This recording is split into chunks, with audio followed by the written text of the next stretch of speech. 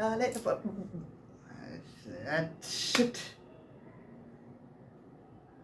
சைடில் வரமாட்டேங்குதுங்க.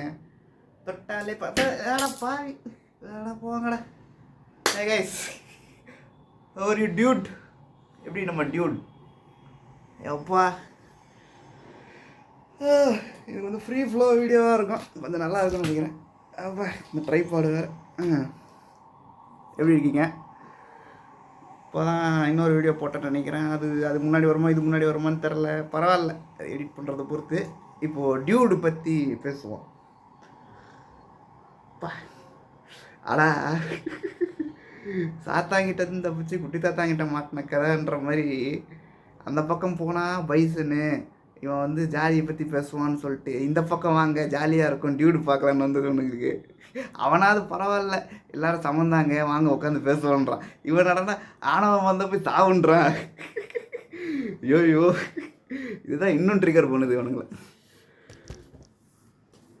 So wow இல்லை, actually வந்து நிறைய பேர் வந்து இந்த படத்தை பற்றி நிறைய கிரிட்டிசிசம் சொல்கிறாங்க.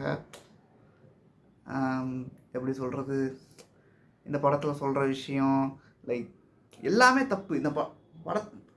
இந்த படம் வந்து இவ்வளோ டிபேட்டபுளாக மாறுங்கிறதே நான் எதிர்பார்க்கவே இல்லை. ஏன்னா ஓகே, இந்த படம் வரும் ஜாலியாக சிரிச்சுட்டு போயிடுவாங்கன்னு பார்த்தா, ஒரு பக்கம் என்னன்னா நல்ல படம் கரெக்டுன்றாங்க. சில பேர் ஐயோ இது டாக்ஸிக்காக இருக்குது, இது ரொம்ப ஒரு ஒரு முற்போக்கான முட்டாத்தனமாக இருக்குன்ற மாதிரி ஏகப்பட்டது. நானும் படம் பார்க்கல. அப்புறமா பார்த்ததுக்கு அப்புறம் தான் புரிஞ்சுது, ஓகே எனக்கு எதுவும் தப்பாக தெரில படத்தில். என்ன தப்பாக தெரியுதுன்னா ட்ரிகர் தான். இந்த சொசைட்டியில் இருக்கிற, நான் முன்னாடியே சொல்லியிருப்பேன் பல வீடியோஸில், இந்த சொசைட்டியில் வந்து ஒரு இது இப்படி இருக்கும், இதுதான் கரெக்டு, ஒரு பொது புத்தி இருக்கும்ல, நம்ம ஏற்கனவே பேசியிருக்கோம். அந்த பொது புத்திங்கிறத வந்து உடைக்கும் போது ட்ரிகர் ஆவாங்க. ஸோ இந்த படம் வந்து ஒரு கமர்ஷியல் படம், ஆனால் பொது புத்தி நிறைய இடத்துல உடைச்சிருக்காங்க.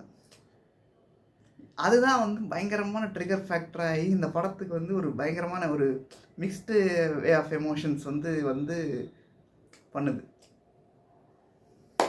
So first of all congratulations for the team actually. ஏன்னா பிரதீப் வந்து நம்ம கை, ஸோ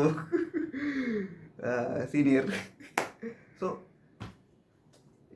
அது ஒரு எக்ஸப்ஷனான பர்ஃபார்மன்ஸ். லைக் எப்படி வந்து இப்படி ஒரு ஆக்டிங் வைஸ் லைக் மொத்த படத்தையுமே வந்து இருந்தாலுக்காக பார்க்கலாயான்ற மாதிரியான ஒரு பர்ஃபார்மன்ஸ் பண்ணி சிரிக்க வச்சு ஜாலியாக ஃபன்னாக லைக் ரொம்ப ரொம்ப ஜாலியாக இருந்துச்சு. லைக் டேரக்டரையுமே பாராட்டினேன். ஏன்னா ரொம்ப நாள் கழிச்சு ஒரு ஜாலியான ஒரு படம், ஒரு தெலுங்கு படம் வைப்பில் இருந்துச்சு. லைக் ரொம்ப லாஜிக்கெல்லாம் பார்க்காம ஜாலியாக சிரிச்சுக்கிட்டு அப்படியே கத்திக்கிட்டு அந்த அந்த சரத்குமார், ஓ மை காட், யோ நான் நடிச்சுக்கிறேன் நீ அம்மா, அந்த அவரோட பர்ஃபார்மன்ஸ் இருக்குல்ல, ஐயோ அதுதான் பயங்கரமான பர்ஃபார்மன்ஸ்.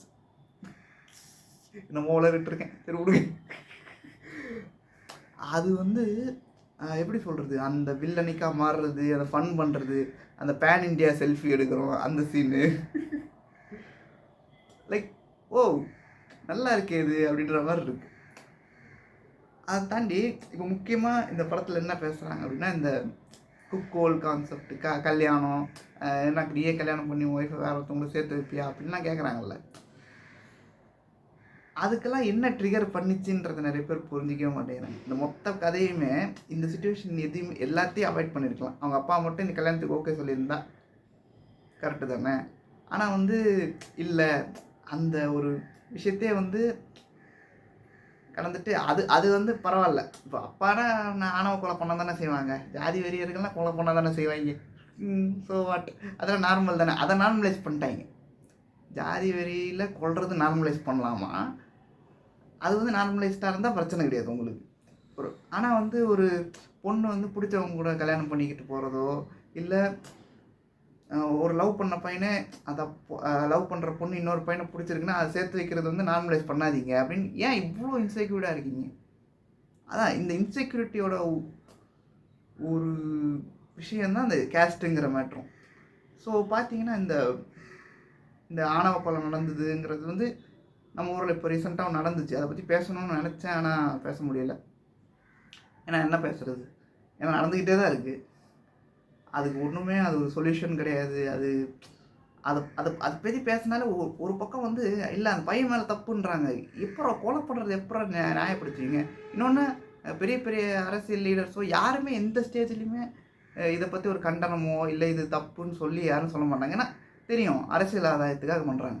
ஆனால் ஒரு ஃபஸ்ட்டு படம் எடுக்கிற டைரக்டர் வந்து இப்படி ஒரு நடந்துருச்சு, எனக்கு உறுத்துச்சு, நான் அதுக்காக ஒரு சீன் வச்சேன்னு வைக்கிறாங்கல்ல.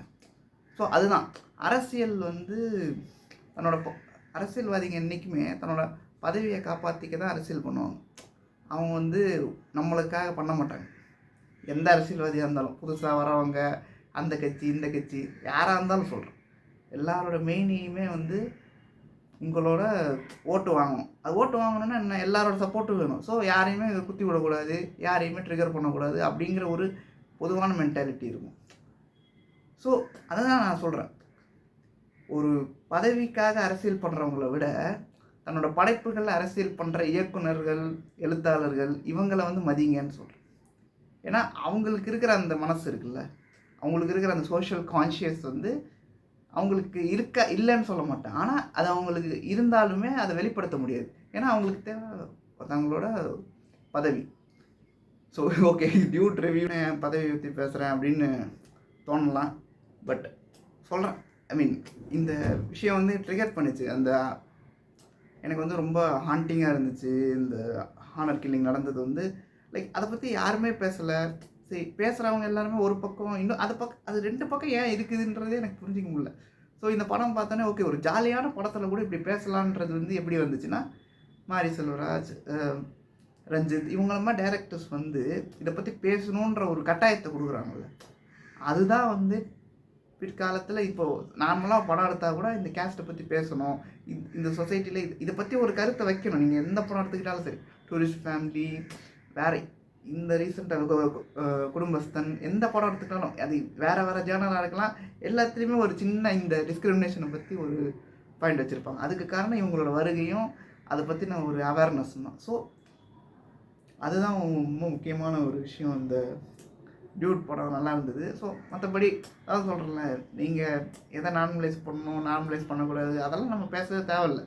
ஒரு படம்ன்றது படம், அவ்வளோதான். அந்த சிச்சுவேஷன் அவ்வளோதான். நீங்கள் அது வந்து நீங்கள் உங்கள் ரியல் லைஃபோட ஒத்தி பார்த்து ஐயோ இப்படி நமக்கு நடந்தால் என்ன வருது அப்படின்னா என்ன பண்ண முடியும்?